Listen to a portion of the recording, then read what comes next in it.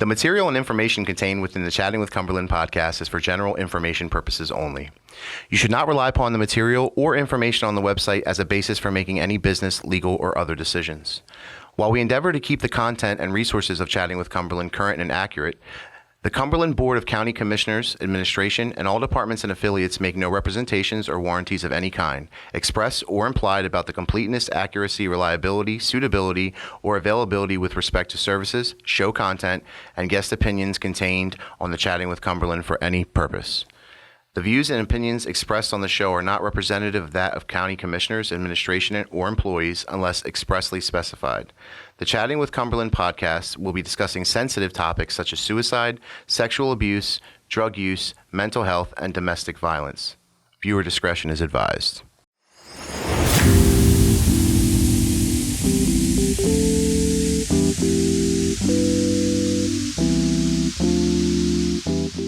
Welcome, everybody. Welcome to another episode of Chatting with Cumberland. I am your host, Frank Carrozza, Youth Services Administrator and podcast creator. Hi, I'm Beth Thomas, Special Child Health. And I'm Lauren Eilenberg. Today we welcome special guest Lauren Eilenberg to come and sit down and have a chat with us here at CWC. And the topic we're covering today is suicide, and we shot earlier today a episode for resources for you all that runs about 15 to 20 minutes that will help you out with any type of immediate needs and information that you need. And now we're going to take a minute to introduce Lauren's amazing story. Lauren, how are you today? I'm doing well. How are you guys? Fine, thank you. We're good. Thank you for joining us and sharing your story. So I guess we'll get right into it. Okay. How did you end up here today? What brings you in? So I went into treatment 2 years ago for suicide ideation and a few other things. And I started to speak out about what I experienced. I was very vocal. I wanted to help other people who were struggling in silence know that it's okay to come forward. It's okay to talk about it. And it just kind of opened up doors. You know, I became a volunteer with the American Foundation for Suicide Prevention. I became a planning committee member with the Cumberland County Out of the Darkness Walk. And just through different outreach, my story got heard, and here I am. Well, we're happy to have you for sure.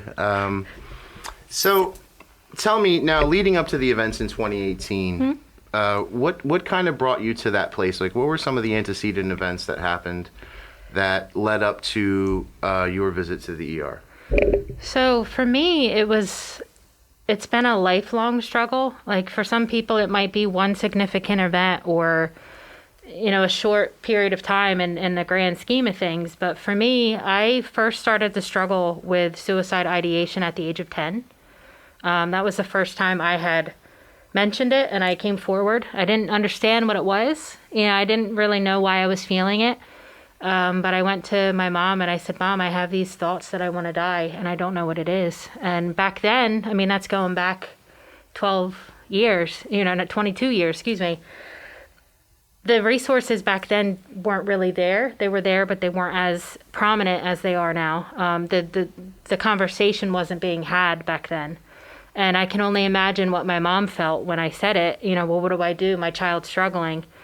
And it was hard. It was really hard. So as a child, I was very reserved. I was quiet. I mean, yeah, I had friends. I did, played sports, whatever. I did it all. But at the same time, for me, it was, I remember being alone a lot and just doing different things to keep myself occupied.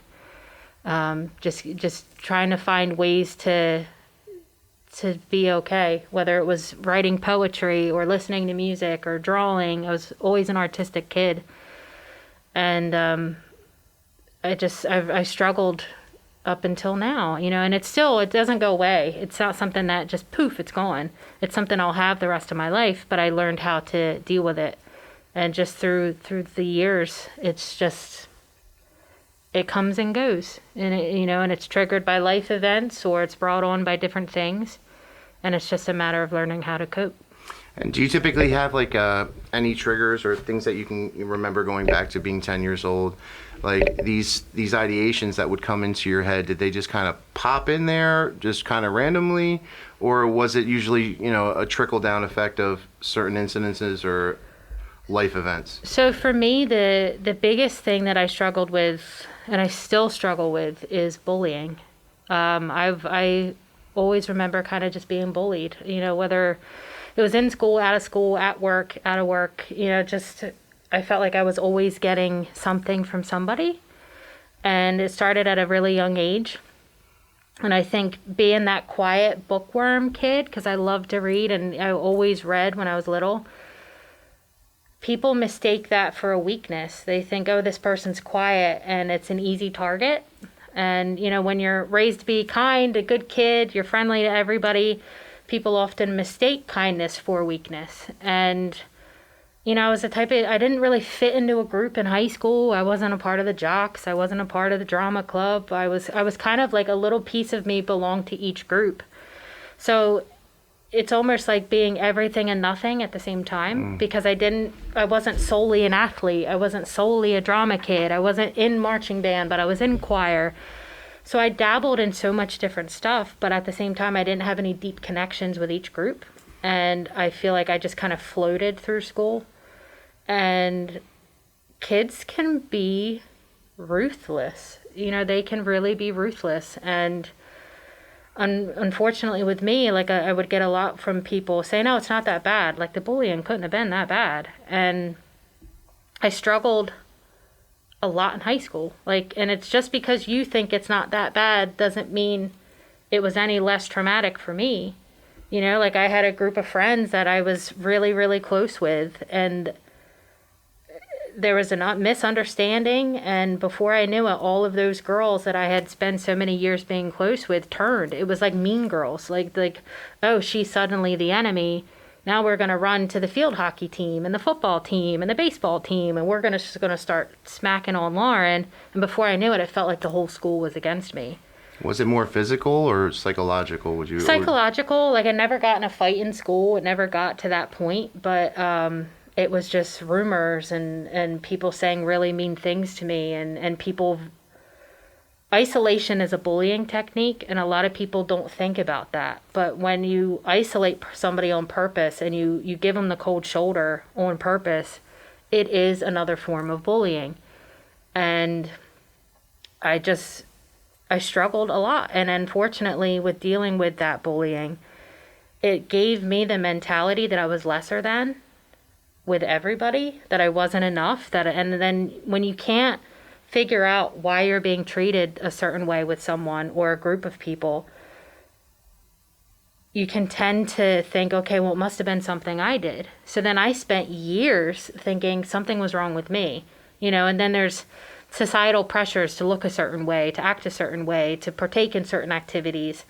And I was a kid that I didn't do the partying, I didn't do the underage drinking thing. I was, focused on schoolwork. I was a good kid. And, it's like you weren't skinny enough. You didn't talk the right way. You didn't act the right way. And that's when that peer pressure comes into play, because then you think you have to be a certain way to fit in, and then looking back now and seeing how I was treated and how those people acted, I didn't want to be a part of that group, and it's like, it was hard when I went through it, but now I'm grateful for it, because I'm not afraid to walk to the beat of my own drum. I'm not afraid to be my own person. I don't feel the pressure to fit in like you're supposed to. Like, it's just, it made me strong enough to be my own person and not apologize for it. Sure. Do you felt that approach of just kind of coping with it amidst, certain isolation in your family, and when you were a younger girl, do you feel that experience crossed over into current relationships that you have with family, friends? Yes, absolutely. The one thing that I often reference when I talk about stuff is nature versus nurture, which is a criminological theory, but I applied it to my struggle and my life. And it's amazing how biology and environment cross, and how different things cross. I became the quiet kid, and I was quiet at home, and I was reserved at home. And even now, to this day, I'm kind of usually off by myself. I'm usually reading a book.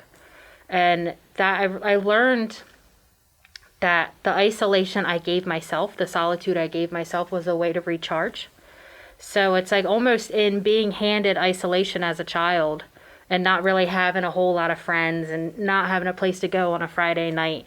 At first it was painful, and I'm like, why am I not getting invited places? Why don't I not, have a lot of friends? Why am I not popular? And it's almost like I used that to my advantage later in life. Like I got used to being solitary, and then now it's like it's easier for me to sit home on a Friday night with a good book than to go out somewhere. And also, like in college too, I remember having a professor, I walked into class early and he turned and he looked at me and he goes, Lauren, he goes, you are always alone. He goes, are you good? And I said, yeah, I'm fine. Like I'm just walking in between my classes. And he goes, as long as you're okay. And he goes, it's okay to be alone. It's when you get lonely that it's dangerous. Yeah.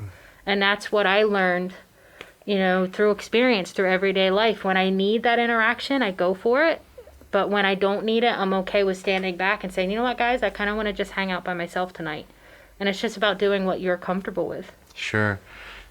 So the question that I kind of wanted to ask you was, in 2018, a culmination of events happened, mm-hmm. right? And it resulted in a trip to the hospital. Could you walk our viewers through that and tell us, how it felt and what kind of caused that particular incident to happen? Sure. Breaking point. So going back a little bit prior to 2018, I had a really bad breakup. I moved to South Carolina, thought I was going to start a life with someone. It ended very ugly, and I ended up losing everything. My financial status wasn't great. I felt even more lesser than because somebody chose someone else instead of me, and I felt worthless, hopeless, you name it. I came back to Cumberland County after only 9 months of being gone. I left a good job up here to move down there. Like I sacrificed everything for one person who didn't tell me the truth about where they were at in the relationship. So I felt like I had sacrificed my entire life, moved away from my hometown just for 9 months later to get the truth. So when I came back, I was more broken than I had ever been in my entire life. And I struggled with that. That was 2016. So I struggled with that alone for 2 years.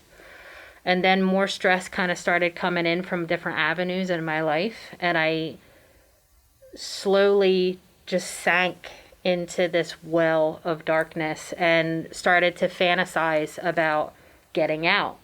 And in that complete and utter despair and being heartbroken and having your life fall apart and all this type of stuff, I just kind of was like, well, I should just let it all go, and looking back now, I'm just like, oh my gosh. But when you're in the middle of that pain, when you're in the middle of that storm, it's easier to look at it just ending it, just going. But I struggled immensely with that because I felt guilt, about feeling those thoughts and, what about my family and the people that I care about. So it kind of all just compounded on one thing after another. And, I started to look different at work.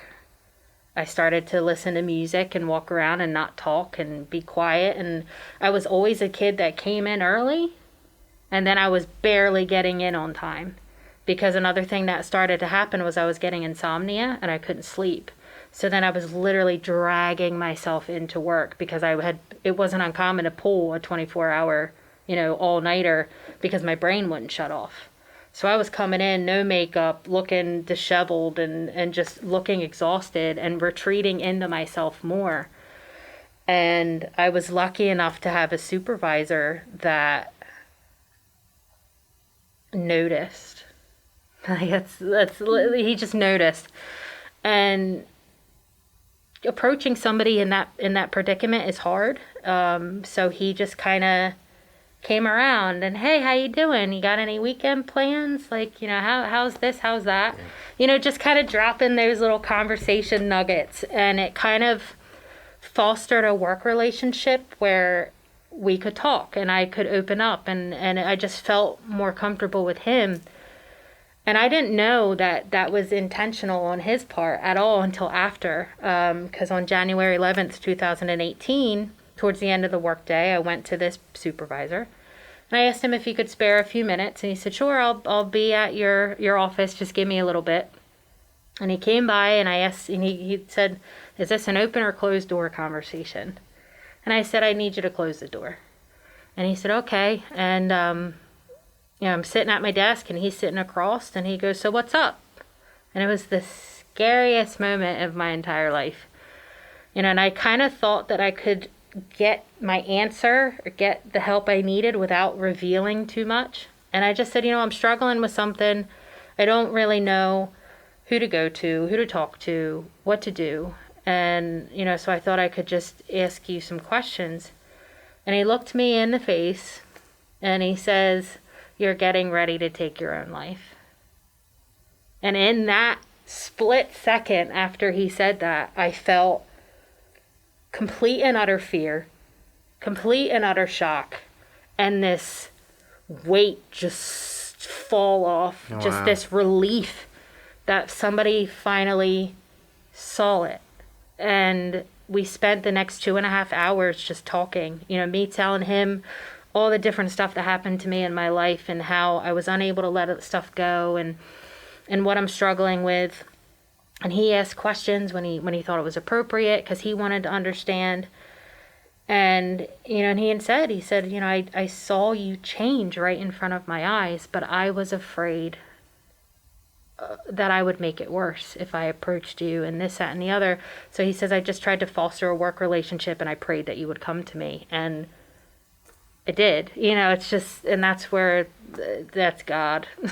It's God. So then I went to the hospital. He took me to the hospital. He stayed with me. He called, they called my parents, my job. And, I spent time in the hospital talking to a medical professional. And then I was released later that evening. It was about maybe 6 hours later. And I was rolled into a treatment program where I went to therapy every week, once a week, for a year and a half.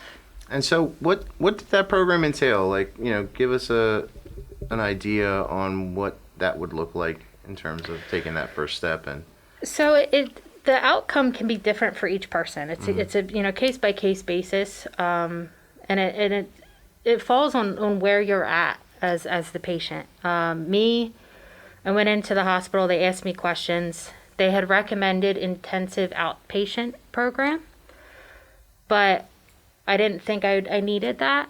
And the thought of, 3 times a week for 3 hours, 9 hours a week in front of a group too, that for me, I was just like, it makes me really uncomfortable, because I had spent so long hiding my problem and hiding my struggle. The thought of sitting with a group of people I don't know and talking freaked me out. sure. So I said, "Can I do one-on-one therapy with somebody?" And they said, "Yeah, no problem."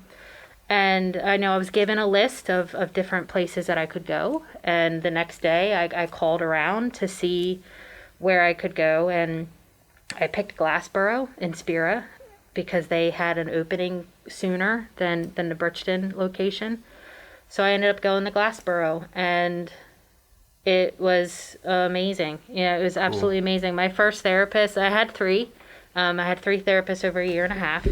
But the first one that I had was amazing. He was that like a jovial guy, but he also could get down to the nitty gritty and really talk. And he made me feel comfortable. And he even said, like, right out of the gate, "If I'm not right for you, tell me. Like, if you need somebody else, tell me." He says, "We're okay with that rejection." So when you go in for therapy, what kind of stuff do they ask you? Like, So I was asked to kind of give a background, like how long I had struggled, same question you asked, what led up to you going to the hospital? And then you just kind of spend time getting to know each other. And then he spends time getting to know me as the patient. And then, I kind of say, okay, well, I dealt with this, I dealt with this, I dealt with that. And then you kind of put it in the notes, and you can revisit that later. As that rapport is built up with the therapist and the patient, you become more comfortable talking more in depth. Sure. So like our first few appointments were lighter. They weren't in depth. It was just talking. And then the further I went into the program, the deeper I got, because with me, it was essentially 20 plus years of a learned behavior in reaction to almost like learned emotions, like just what I was dealing with. 30 years, whatever, however many years of a learned behavior in reaction to an emotion can't be undone in one therapy session. It takes time. And that was the one thing that he always reminded me. He said, change is uncomfortable. This is going to take time, but I'm here for you. Let's put the work in. And it got hard. It got hard before it got easier. The beginning was okay, but then when I really started to dive into my past and process the trauma, that was the worst time for me, and that was my really hard moment, and the moment that I had discussed with you in the past with it all came back to but it wasn't an ideation at this point, it was a plan. So yeah, I'm glad you brought that up, because I wanted to go explore that a little bit, because as a normal functioning human being, I've myself pictured what my own death would look like. Yeah. Like what would people think? Who would show up to my funeral? I think it's natural to think those kinds of thoughts. But my question to you was, what separates, let's say, a thought like that versus an ideation versus a plan? Can you walk us through that? Is it normal to? It's completely normal. And again, define normal. Normal's different for everybody. Right. But it's socially acceptable, however you want to say it. It's not unhealthy to think of death. I think, in me personally, that's healthy to think about death, because it's inevitable. It's gonna, so it's not like it's a bad thing to think about your final days. That's, but for the suicide ideation for me, it was almost like this dream. Some people dream of fancy houses or nice cars or private chefs in their house or whatever. Right. My suicide ideation was my dream was ultimately, which is impossible. People ask you what's the one thing you want in the world, and people say 9 times out of 10 something material. I want $1 million, whatever. I wanted to die and have nobody hurt because of it. And when people ask me that question, I come up with an answer, just off the top of my head. But that soul deep internal, what I wanted was, I wish I could die and have no one hurt. And that was something I wouldn't say. And then from that is the plan, where you've made up the decision, you want to die, and you come up with a plan. And that was when it changed for me, because I had a plan, and it was in depth for me. And I'm so glad I got the help that I needed, because I realized that what I thought would have been in an odd way a kindness to my family would have actually been extremely cruel. I get emotional, but I didn't want to be found, because I didn't want to, do something at home or do something where I knew people and have a family member find me or something like that.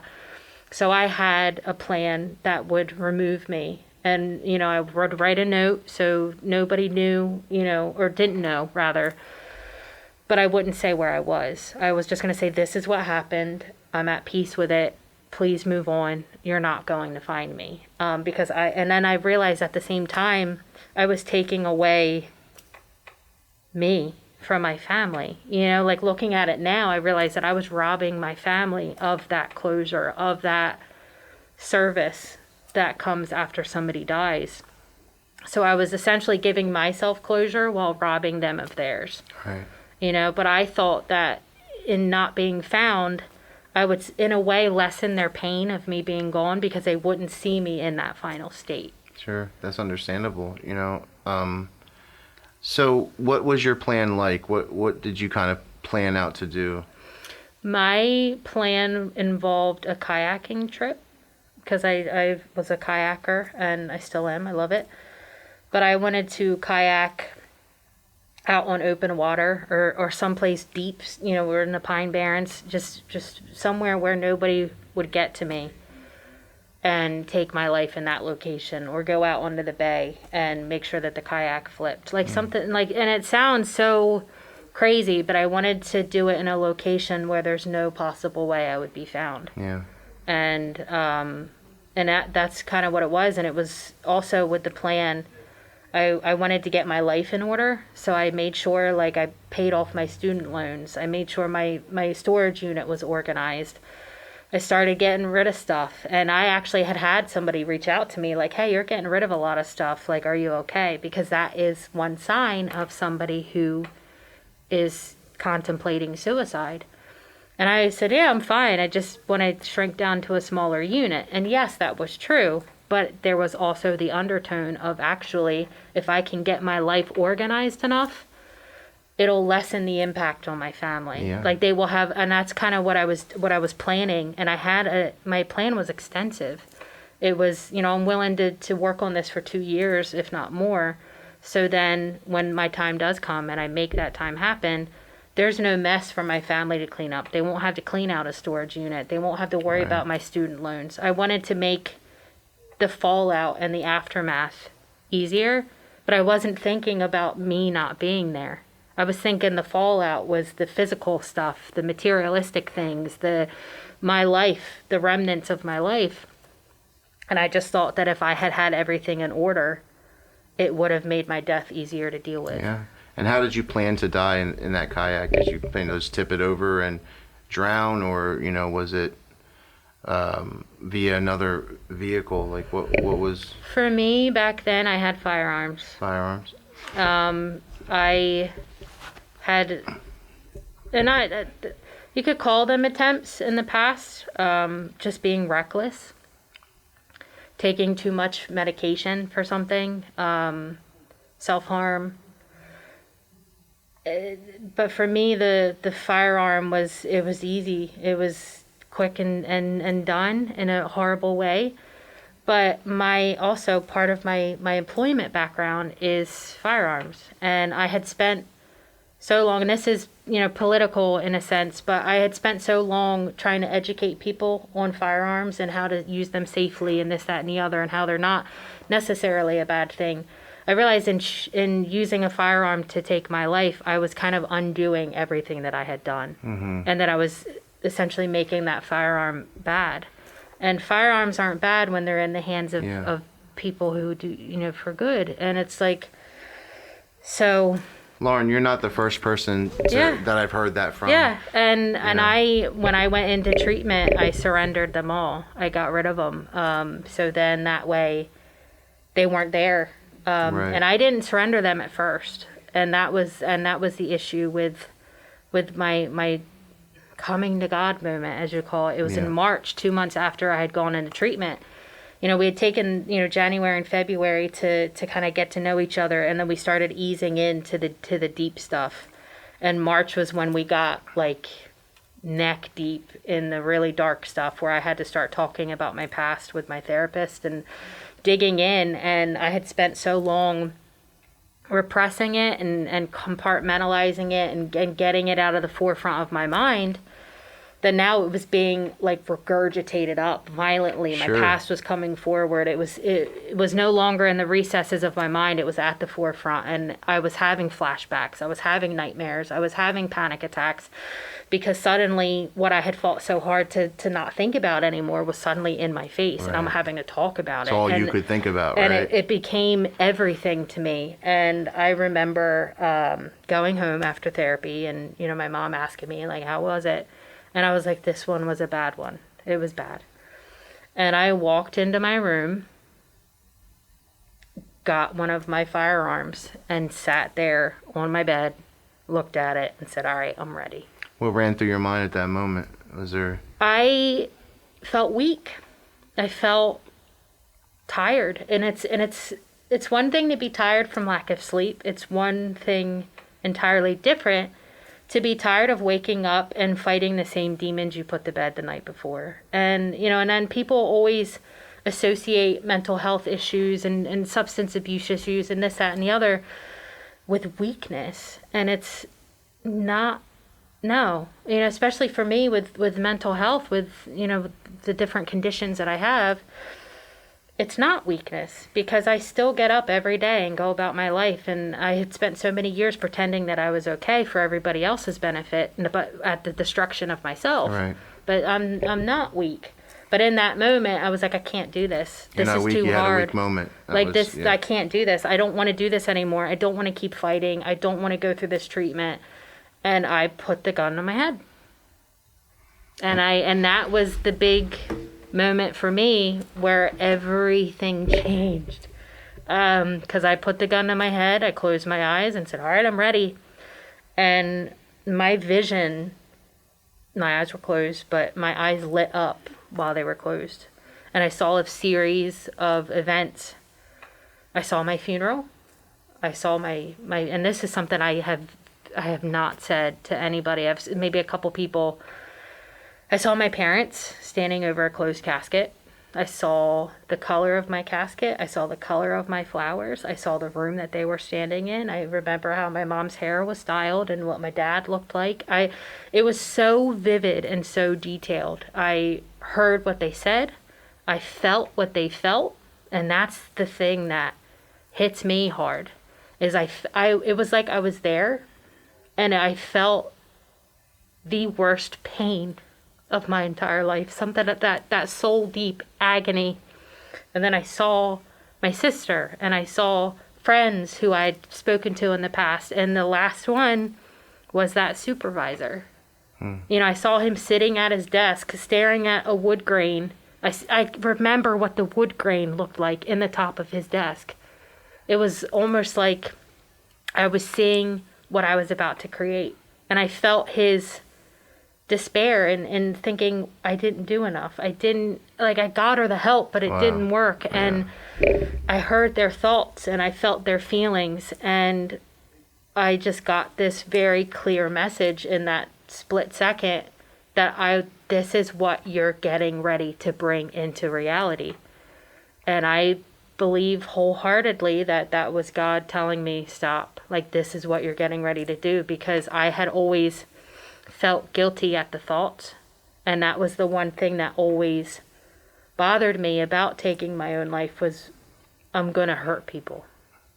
Yeah, guilt can be a really tough emotion to feel, especially and when I think that medicine is in a different place now. I think with the advancements of removing stigma being an important part of that. Yeah, and that's huge. And I kind of got my first taste of it with the substance use world, where we're not calling people addicts anymore. We're calling them people with substance use disorders, and removing some of that. And I thought about it, the more it began to make sense. There seems to be negative connotations with having suicide, and what Chatting with Cumberland is all about is having natural conversation with folks who lived it, and just step into their shoes for a few minutes and hear their story and connect with them. Because number one, if you can prove on a platform like YouTube that people watch the same video and that are interested in the same content that you are, that's verification that a million other people like a certain subject that you like. And I think that's beginning to take folks like us who grew up in traditional homes, right, and may not have spoken about anything at the dinner table with, involving personal and deep subjects such as, suicidal ideation, domestic violence, substance use. And this is what we're taking on this season to do of Chatting with the Keeping Real Sessions, is covering these topics that are tough to talk about, but in a very natural and organic way. And I wanted to follow up my question with you to ask, so at that moment, you hear what you believe to be a message from God. You had a coming to God moment, right? You then entered therapy and saw some doctors and therapists that helped you out. That was the first step. Yeah. Right? Yep. So did they find during that time that there maybe had been a dual diagnosis that was causing the suicidal ideation, or was it like a symptom, or was it the problem? That's where it kind of gets wonky for me, with the whole diagnosis category. Mental health is complicated. Right. Like with cancer, diabetes, heart disease, the doctor can look and say, oh, this is the cause, this is what I need to change, and the person gets better. With mental health, it's not a one cause. It's not a one treatment for each, for somebody across the board. Like, oh, you and I have the same thing, so that treatment's going to work for both of us. It doesn't work that way. And the one thing that I had to deal with was self-advocating a lot, where, they said, oh, it's bipolar 2 or whatever, whichever one it was. And I said, no, that's not it. And they said, how do you know? And I said, there's no mania. There's no up. It's just perpetual down.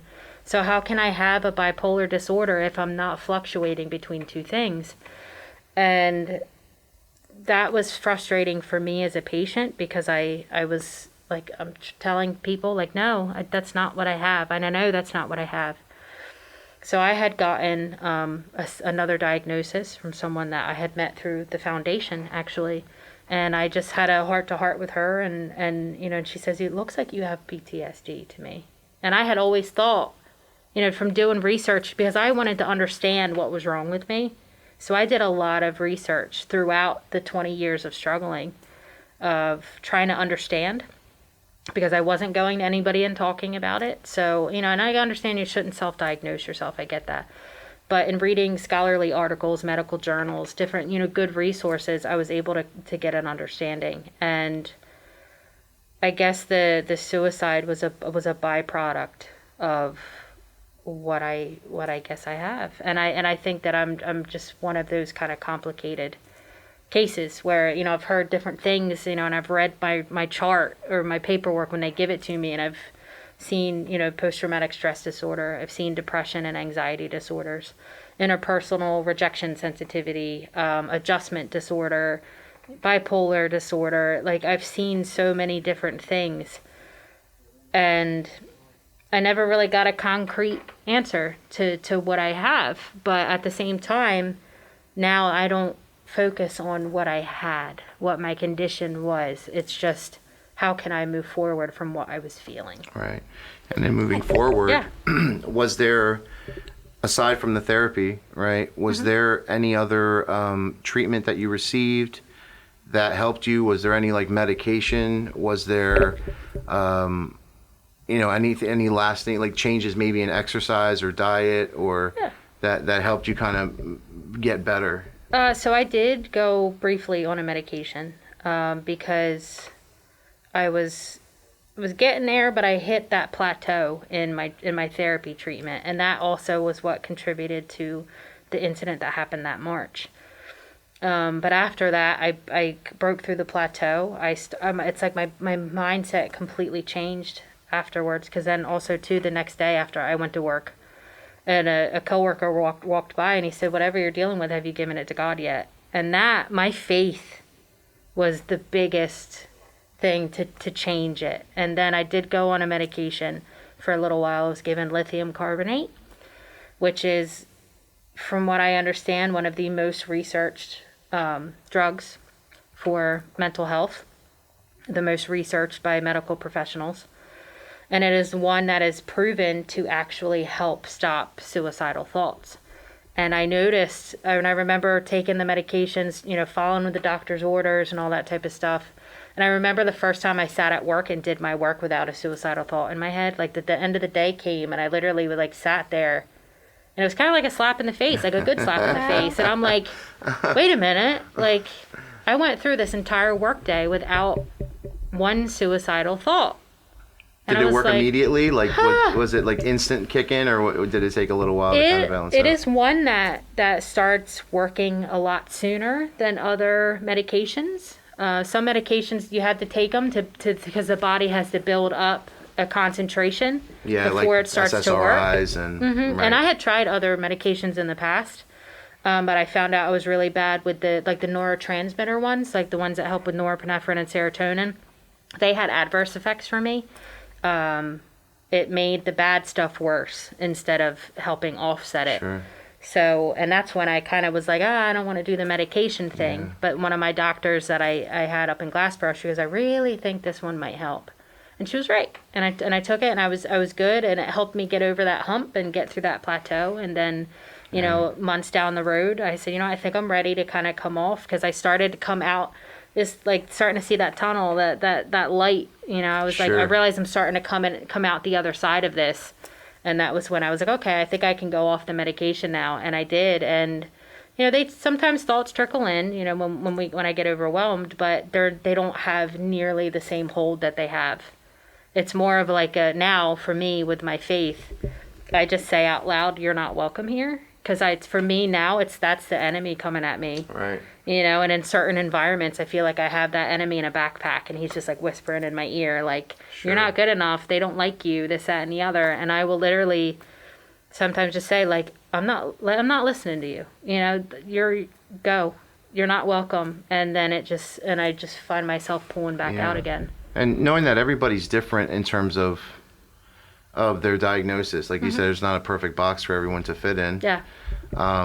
And practicing medicine is as much an art as it is a science, I think, on behalf of the doctor. And sometimes there's a period where you waiting for, if you're on medication, the adjustment period for it to kick in. Yeah. And I think having the supports like the therapy are super beneficial. Yeah, and it sounds like it's trial and error too. And that's where patients, if they do go into a program, you have to self-advocate. Like if the therapist isn't a good fit, you have to say something. You're not going to hurt their feelings. Right. If the medication isn't quite working, you need to communicate that and say, I'm not really liking this medication, and they can try something else. The form of therapy, the actual format of the therapy, can also be altered if you'd rather be in a group, so it's not one-on-one, or rather be one-on-one where you're not in a group.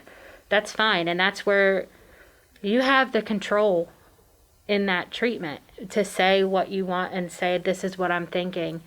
And I was able to make my decisions. I didn't want the group therapy, so I went for the one-on-one. I was hesitant to medications, but then had conversations where I realized that this one would be a good fit. And that's just, it's not a one-size-fits-all for mental health treatment. And that's where we have to have open and honest communications with our doctors and our therapists and the nurses that help us to make sure that communication is open, so then the patient can get the best treatment possible. Do you mind if I go back a few steps? Sure. So I wanted to ask you about your supervisor, and even about the person who noticed you giving your stuff away, because it sounds like they said the right thing. Maybe one was wrong timing. And I think as a person, both professionally and personally, you always want to say the right thing. You always want to know that you were there. Yeah. Is there a right way or a wrong way? Or did you find that it was just the right person at the right time? Like, are there certain things people say to you that you wouldn't want them to say, and so forth? That's a good one. I think in regards to that supervisor, that was, for me, I honestly feel like that was God's intervention directly. And that was the key pivotal moment in getting the help that I needed. People in the past, with the, hey, you're giving your stuff away, I think it's an uncomfortable topic for anybody. And, it's not comfortable. But there's also myths surrounding the conversations where people think that if they come right out directly and say it, I think you're getting ready to take your own life. What can I do? That's going to make them take their own life. And that is a very common myth, but it is a myth. Coming out right and talking to a person and saying, hey, I've noticed these changes. What's wrong? Let me help you, is not going to push them over the metaphorical edge. What it does do in actuality is it opens up a dialogue, a chance to have a conversation. And even if you're wrong, even if they're not suicidal, it gives them an opportunity to talk about what's bothering them. It lets them get some of the pressure off. And if you're right, then it allows them to get help. If you're wrong, it allows them to have a conversation and feel better and say, no, like, it's not that, but I'm struggling with this. They may get a little ticked off, like, dude, you really think I'm going to do that? But they'll forgive you ultimately. And I think that that's the issue, is people are so afraid to be direct. But then it's like, at the same time, you know, people say, well, I've never had it, I don't know what it's like. You know, and I've even heard people say that mental health illness, you know, it's not real because you can't see it. But it's like, okay, so a person is more valid if they have open heart surgery than a person who is fighting against suicidal thoughts. And it's like, okay, you might not see a lesion or a rash or an actual physical manifestation, but you're still going to see it. You know, with me, the headphones and the weight loss and the physical changes, when a person pulls away from what they once loved, there are indicators. And unfortunately, with everyday life, we do get busy. And then we as humans think, you know, I think I'm seeing that, but we kind of talk ourselves out of it, you know, and that's where it's like, kind of like, you know, there's a book, it's actually called The Gift of Fear, where animals are smarter than us because they sense a threat and they run. Where we see that dark alley and we say, I have a gut feeling, but now I'm going to go down it anyway. And I think it's the same thing with this, is it's like we get that inkling, we get that notion that something isn't right, but we justify ourselves back out of it. And we you know, say, okay, no, it's just me thinking that way. Where I'm the type of person where it's like, if I have that gut feeling, I say something. Because you never know if you just saved that person's life. Right. So if I hear you correctly, you're saying keep trying, Yeah. keep being open about it, talk about it just like you would go into the dentist. Yeah. Yeah, and then the other thing that, you know, one thing that with me is the positive toxicity. You know, we want to say, especially if we're in an uncomfortable situation and somebody who doesn't know what mental health, you know, problems and concerns feel like, they might not know what to say. And that's natural. It's awkward. It's just, but there are certain things that people think to say that they think, and it comes from a good place, but in actuality, it can be very harmful. You know, saying it's just a phase, you'll get over it. Everybody gets sad, so you'll be okay. You know, stuff like that. It's not that bad.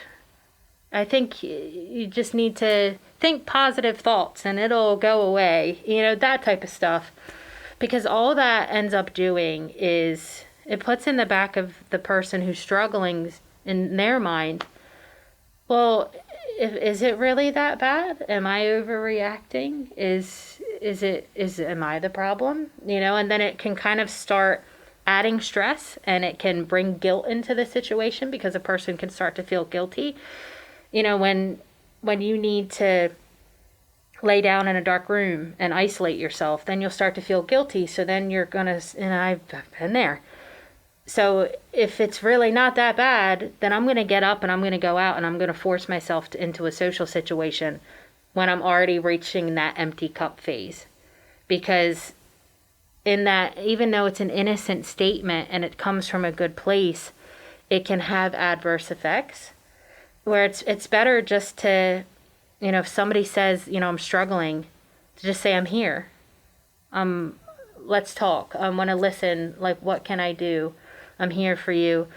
But it's also more than just saying, oh, I'm here when you need me and walking away. You know, because I had that too. And then they walked away and never came back. And then I felt rejected. I felt judged. And, you know, and I understand it's uncomfortable. I get that. But take the time to try to empathize with that person and say, yeah, you're uncomfortable. But what's it like for the person that's struggling right now? You know, a 5-minute conversation of them just talking can be life-saving, and it's just 5 minutes, you know. And then there's different programs, too, in place. Like one is Seize the Awkward through the American Foundation for Suicide Prevention that helps discuss talking points on doing exactly that, seizing the awkward.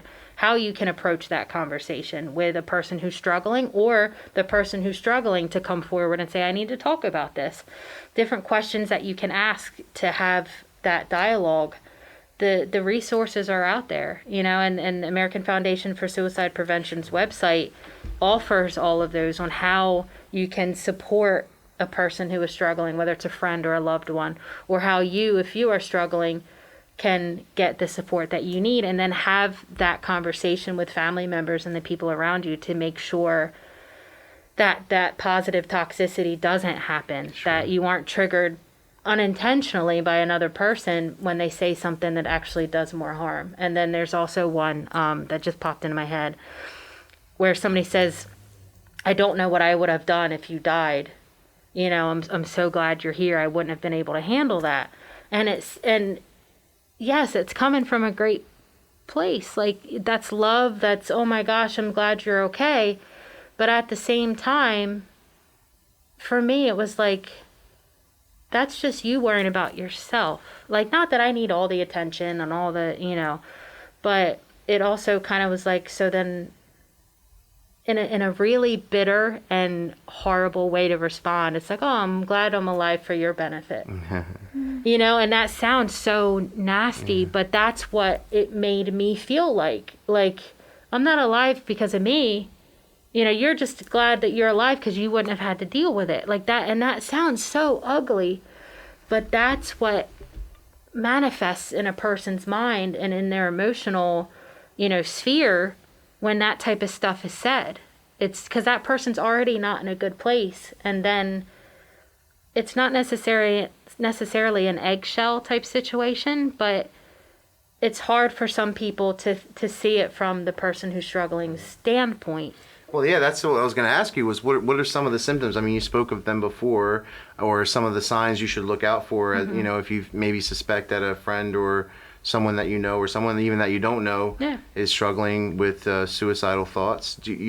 What should you be on the lookout for? Well, unfortunately, it can kind of cross over with different things, and it could be suicide ideation and plan, or it could just be stress, or so it's not cut and dry. Just like with the treatment, it's not cut and dry. But I know for me, it was physical changes. I used to be well put together, have makeup, have my hair done, well rested, coming into work early, that type of thing. I started showing up late. I started oversleeping. I stopped putting on makeup. I stopped caring about my appearance because I was just too exhausted to care about my appearance. I stopped reading. I stopped partaking in my hobbies. I would kind of fall off the face of the earth as far as communication was concerned, and I would just kind of just disappear and ghost on my friends and my family. What else? Like after getting home from a day of work that you've just been trudging through, possibly with no sleep, what did you, if you weren't doing any of the normal things that you were doing, what were you doing during that time? The one thing that I would do is I would go into my bedroom, shut the door, lay down in a dark room at like 5 o'clock in the afternoon and stay there. I might come out for dinner, but then I go right back. And it was just pulling away. It was just an exhaustion and just not wanting to do anything and being less active. But then it's also too, a person can become more active. Like, that's just it. It's different for every single person.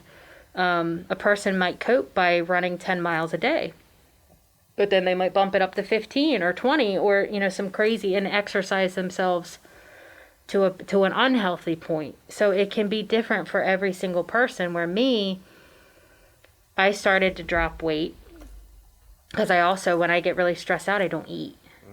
That's the one thing for me that I struggle with is different body. You have the physiological responses. And for me, I don't eat when I'm really stressed out, and I feel nauseous all the time. And then I also too developed some things that can be linked to mental illness that most people don't think of. Like misophonia is one thing, which is a sound sensitivity. And it can also have two sides to that, where loud noises cause a physiological response of the headache and this, that, and the other. And it can be hearing based, but it can also be a fallout of mental illness. And then hearing somebody chew or hearing somebody tap in a pen on a table or something can actually trigger an emotional and physiological response. And I developed that. And then also light sensitivity. I would get really bad headaches with really bright lights. I would get really anxious with really bright lights. So my comfort was complete silence, pitch black room by myself. And I felt like I could kind of relax in that environment. And, and you go to work, you go out, there's bright lights, there's sounds, there's this, that, and the other. It was nice for me to just kind of disconnect, but then that became unhealthy because it was all I would do. And that was when I knew like something was wrong. Right. So if I understand correctly, even though everybody's different, it's that change. There's a change in that person's There's a change. behavior. Yeah, you're and looking mannerisms. for a change. And if somebody loves to sing, or they love art, or they love to hike, or they love to kayak, and suddenly they aren't doing it, and the avid kayaker sells his kayak or throws it in the shed under a bunch of junk, or the person who's always been organized suddenly is disorganized, or that disorganized person is suddenly organized. That's just where it can sometimes be different things. It's not concrete across the board. It's just you're looking for a change. If that one social butterfly is suddenly very reserved, it could be an indicator. And it might not necessarily be suicide, but it could be an indicator that something is off. Something's wrong. And that's where you kind of need to get to them before they get to the point that I got to. Like, just don't let them fall through the cracks. Just open up a dialogue. Hey, how you doing? You okay? Did you have a good weekend?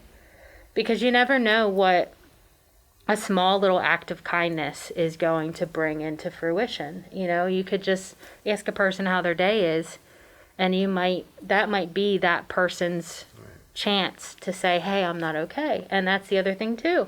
It's okay to not be okay. We as a society feel like we have to hide things and keep everything in, and you have to look perfect, and there's societal pressures across social media that you have to look a certain way, act a certain way. You can't show cracks, so you have to have everything in place, and that's damaging. We should be able to come forward and say that we're not okay and not be attacked for it or abandoned for it, and that's the conversation that we need to have as a society, that we allow people to feel comfortable enough in an uncomfortable situation that coming forward isn't weakness, it's bravery, it's courage, it's strength, it's everything you think it's not in that particular moment. Right. You had said something previous about your attempt not working, and you ended up getting treatment. And I believe after that, you said your perspective changed. Yeah. Can you say what you told me? I I thought that was pretty powerful. The God moment. That what you originally thought of as a failure was actually your victory. Yes. Yeah. Sorry, I was trying That's to think okay. about. We've had a lot That's of right. conversations I just thought today. that was very powerful. Yeah. Totally. I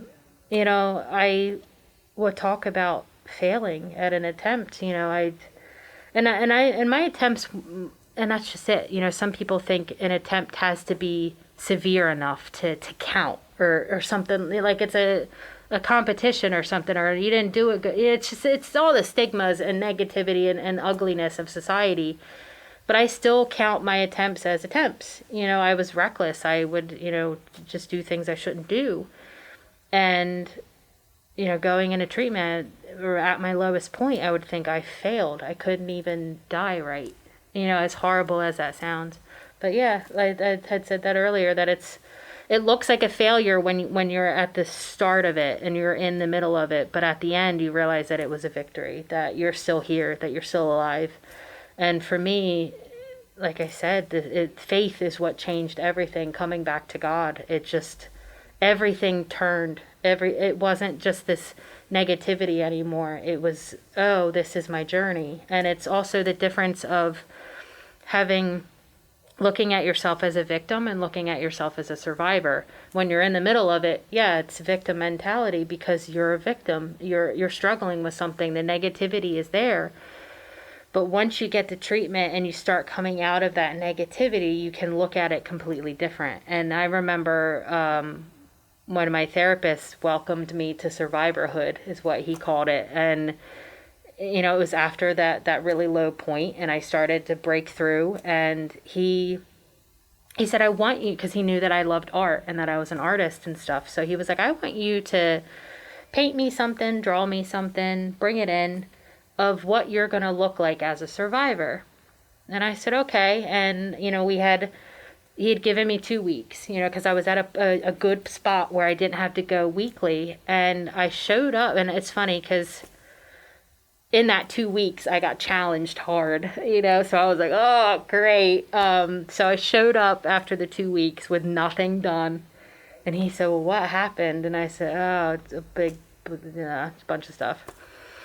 And he goes, so you don't have any art for me? And I said, no. And he was just talking, and he got this big grin on his face. And I was like, what? Like, why are you looking at me like that? And he goes, you didn't have to make the art because you're the survivor. He said, welcome to survivorhood, you know. And that I had made that final transition, and it was huge. And that's just it. It's looking at it as it's not a final thing. It's not the be all end all. This is not going to go away, and it's going to be there, but you can control how you react to it. You can control how you let it handle you in a way. It's looking at it in a positive way and saying, okay, yeah, I struggled with this, but I'm still here. I'm still alive. I have my faith. And yeah, sure, you can look at life and like it's a grocery list. And, you know, and Heath Ledger, may he rest in peace, was the one that said it. You know, everybody asks if you have, you know, the house, the car, the marriage, the white picket fence, but nobody asks you if you're happy. And when I read that quote, I was like, oh my gosh, he's right. You know, because that's just it. Everybody asks you where you're at in your life, where your grocery list is checked off, but nobody's asking you if you're happy with what you have. And me, as being somebody who doesn't have a house, you know, doesn't have wife or husband and kids, I'm not a wife, I'm not married. Does that mean that I can't be happy because I don't have that grocery list checked off? You know, like, and that's where society, we need to change the way we approach this stuff. You know, it's just, it needs to be different. And just looking at it from a survivor standpoint, I see it as a completely different thing. Yeah. And even those people that have that grocery list already checked off, doesn't some of them aren't happy, like, you know?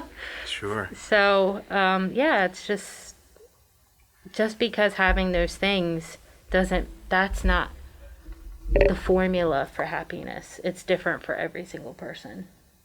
Lauren, I just wanted to thank you for joining us today on Chatting with Cumberland and sharing your very candid and personal story. Of course. Certainly takes a lot of courage, and we want to thank you from the bottom of our hearts for being here with us, and just give you a few minutes to appeal to our listeners in case they're having any issues or struggling with suicide, and maybe give them a few resources that they can reach out to. Of course.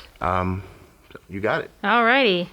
Well, you guys have heard the phone number before. It's 800-273-8255. That'll get you connected with somebody 24/7 that you can talk to, and they can help set up treatment for you and get you the help that you need. Some people aren't comfortable talking on the phone, so you can always hit up that text line and text TALK to 741-741. And same thing with the national hotline. It's 24/7. You can get the help that you need. Also, one thing I want to say is for people who are supporting people who are struggling, be sure to offer that support in the valleys as well as the peaks of that journey. We have to all remember that recovery isn't a steady upturn line. It's not going to be steady straight up to recovery. It's mountains, it's valleys, it's ups and downs, it's highs, it's lows. But just keep going. And remember too, to be kind. One single act of kindness can change the world for one person. Amen. Thank you, Lauren. Of course. Thanks for having me. This has been another episode of Chatting with Cumberland. Tune in, turn up, and get lifted. Amen.